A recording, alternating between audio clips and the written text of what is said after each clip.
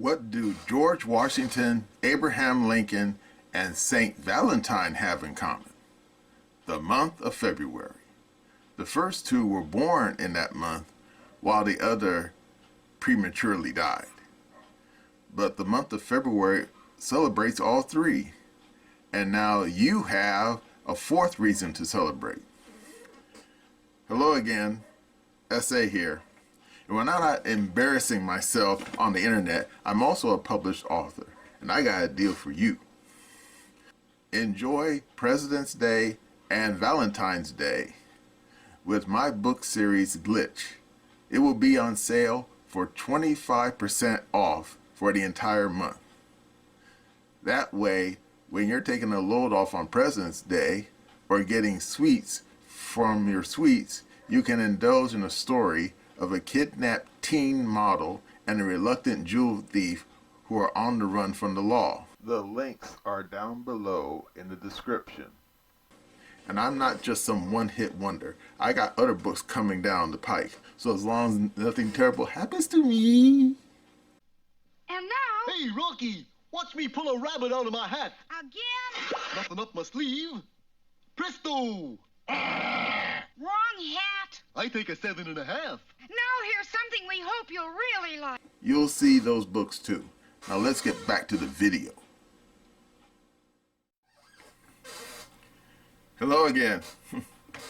SA here.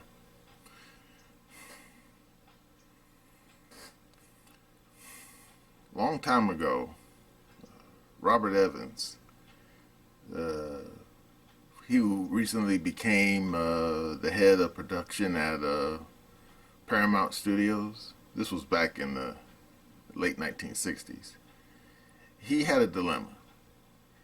He recently inherited a film from the previous executives called Paint Your Wagon with Lee Marvin and Clint Eastwood. So the film was about the Oregon Trail. Problem was, the film was a musical. And Clint Eastwood and Lee Marvin are not singers. No, Merle Haggard and Waylon Jennings, they're not. And Robert Evans, he had two choices. Because when he watched the film, or I should say he reviewed it, he couldn't believe it. The man practically threw up in his throat. The film was so unbelievably bad. And according to this great documentary, The Kid Stays in the Picture, about him, he said he had two choices. He said he could toss the film in the dumpster and douse it with kerosene and light it on fire, or release it in theaters. Either way, Paramount was going to lose money. So he released it in theaters. I actually saw part of it as a little kid. Kind of shrugged, didn't know what to make of it. But the film was a flop. It didn't, and it lost money for the studio. But this video isn't about Robert Evans and his tumultuous encounter with Paint Your Wagon. No. This film, or I should say this video, is about Madame Web. Now, of course, those of you who are comic book geeks, you already know who Madame Web is. But for people who are uninitiated, let's just say Madame Web is one real convoluted story, to say the least. According to the history books, it was written by this guy O'Neill back around 1980 for Marvel Comics. And Madame Web, the character, was originally a clairvoyant. But she was also an invalid. Sort of like Oracle. You say Oracle? Well, let's just say this. Anyone who's familiar with the Killing Joke comic book knows who Oracle is. But for those who don't read comic books, originally it was Batgirl, who after being nearly murdered by the Joker, she ended up being a paraplegic, and thus she was rechristened Oracle. So there you go. But as far as the Madame Web character is concerned, originally she was this bedridden clairvoyant, but then she died and her powers were transferred to another character called Julia Carpenter. But then some other convoluted storytelling occurred, and those damn powers were then transferred to another character called Charlotte Winter or Writer. I mean, in other words, it gives you a headache just trying to get all these damn competing storylines in your head. But anyway, as far as the film is concerned, according to multiple sources, like that big dude, Jeremy from the Quartering, the film, the film's a mess. Indeed, the film is more than a mess. The film is a total shit stain on the damn movie screen. Now you're wondering how the hell that happened? Well, according to the damn liner notes, originally this writing team made of Matt Salzmar and Bert Sharpless. I know, it almost sounds like comic book names themselves. They wrote a screenplay, and they initially pitched it to Sony. And Sony thought about it, but he didn't decide to greenlight it until 2019. But then here's the rub. Apparently, when they decided to greenlight the film, they hired this person, Clarkson. And they say, who the hell is she? Well, the funny thing is, Miss Clarkson, she doesn't look like much. In fact, she looks like Woody Allen, a very young Woody Allen, right down to the horn-rimmed glasses. But anyway, Miss Clarkson, she doesn't really have much experience in Hollywood films. Indeed, she's mostly worked in England. Yeah, she worked on EastEnders. She worked on another program, Dexter. That's an American program. And she also worked on Heroes and Ugly Betty. I don't know if she worked on the original one or the American remake. I don't know. Oh, she also worked on Life on Mars, but the original British version, not the American remake. Okay. So she basically worked in television. And she only made one TV film, something called Toast with Miss Carter, Helena Bonham. Yeah. I still have a soft spot for her, even though the woman's kind of kooky. I still like her. But this Madam Web film, it was her first really big Hollywood film. And apparently she shit the bed. Why? Well, according to the history books, she wasn't happy with the screenplay. And therefore, Clarkson and her girlfriend, Clara Parker, decided, hey, we'll just rewrite the screenplay. And they did.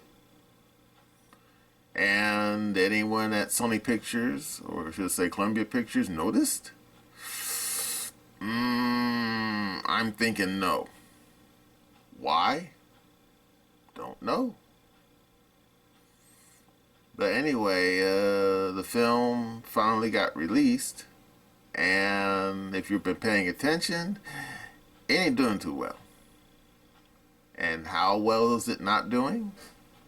Well, according to the current information tabulated by Financial Information, the film that originally was budgeted at $80 million US has only made $8.2 million. Now, of course, anyone who's familiar with Hollywood arithmetic knows that when you make a Hollywood film, you have to make $3 for every $1 you put in. So, therefore, this Madam Web film is going to have to make at least $240 million just to break even. Will that happen?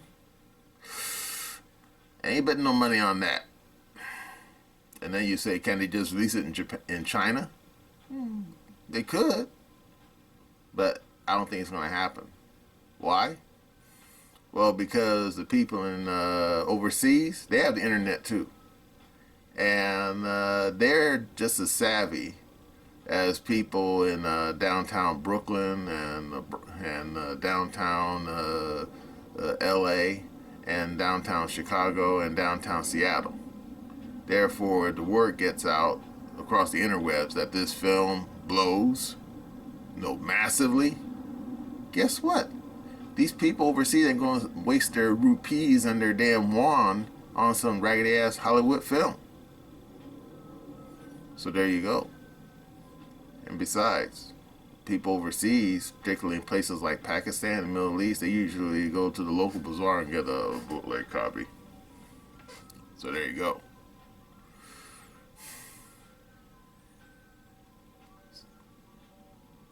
So, and the worst thing about it is, this is not the first time this has happened. Because, have you ever heard of Heaven's Gate? Well, you probably haven't. But I remember when that film was released, back around 1980. Yeah. Michael Cimino released it. And you say, who's Michael Cimino? I'm getting that part. Yeah, Michael Cimino, great film director. Yeah, look up The Deer Hunter, great movie, excellent movie. And before that, he worked on Thunderbolt and Lightfoot, another Eastwood film. But unlike Paint Your Wagon, that film was awesome. I saw it as a kid. I said, yeah, great film. Didn't quite like the ending, sad ending, but great film up to that point.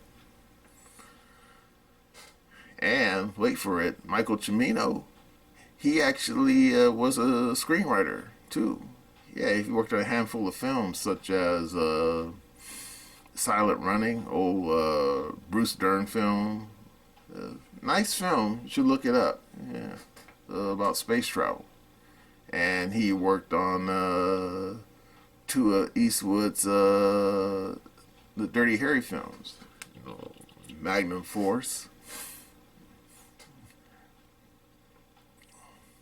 But when it came to Heaven's Gate, it was a really big deal. Indeed, United Artists spent like $40 million on that film. You say, that's like a whole lot of money. Yeah, well, you're talking about 1980 money. And when you adjust to inflation, that's like, well, close to $300 million. In fact, I think it's more than $300 million when you adjust to inflation. And the film was a complete and total flop. I mean, it flopped terribly. And a lot of people lost their jobs at the United Artists afterwards. And wait for it, are you ready? The film was such a flop that the damn studio ended up getting bought out by MGM. So there you go. Because they spent way too much money on this film. And the sad thing about it is that United Artists technically doesn't exist anymore. You say, really? Yeah. According to the damn history books, it went defunct back in 2019. Oh, the name still exists. And you have previous United Artists films that still exist. But as a functioning studio, it's gone. But hey, the name still exists, so there you go. And as for Michael Cimino, well, technically he was still allowed to stay in Hollywood, but let's just say this, his repertoire afterwards wasn't very good. Nah, he made only a handful of films afterwards. And none of them were really successes. Movies like Year of the Dragon with Mickey Rourke, and The Sicilian, which it was so bad that it's not worth mentioning. And the last Hollywood film he worked on that anyone ever saw was Desperate Hours. And before you say, that sounds like a Doesn't that sound? That sounds like a old Humphrey Bogart film. Yeah, you're right, because it was a remake with Mickey Rourke again. I saw that film, and it wasn't as good as the original Humphrey Bogart film. So there you go. But yeah, and of course, Michael Cimino is no longer in this world. And no, I don't think he committed suicide. Just saying. No. But yeah, Michael Cimino, he's no longer in this world.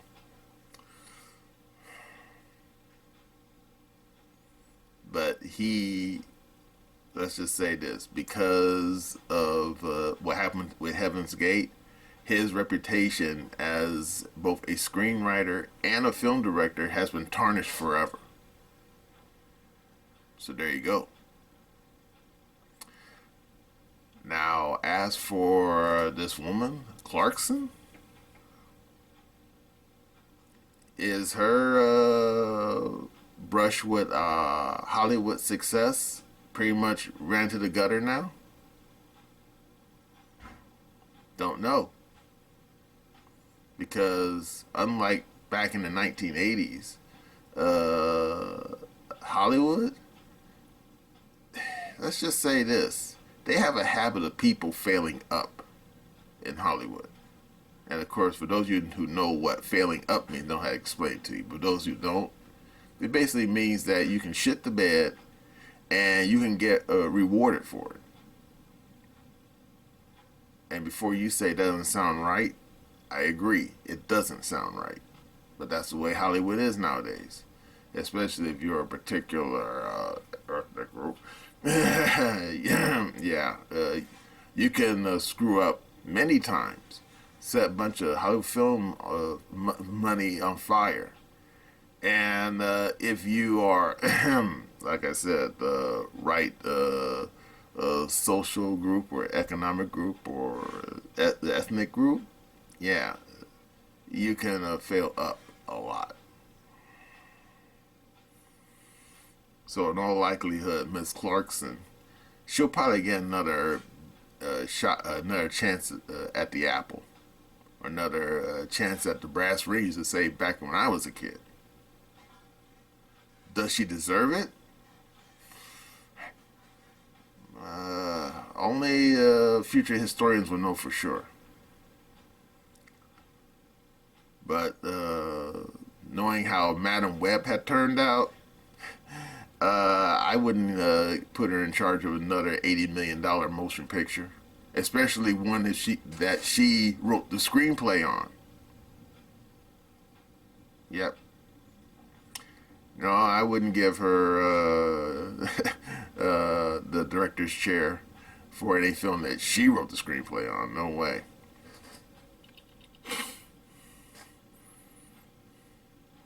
Yeah, well, that's all I have to say about that shit stain of a film, Madam Web. That's my opinion.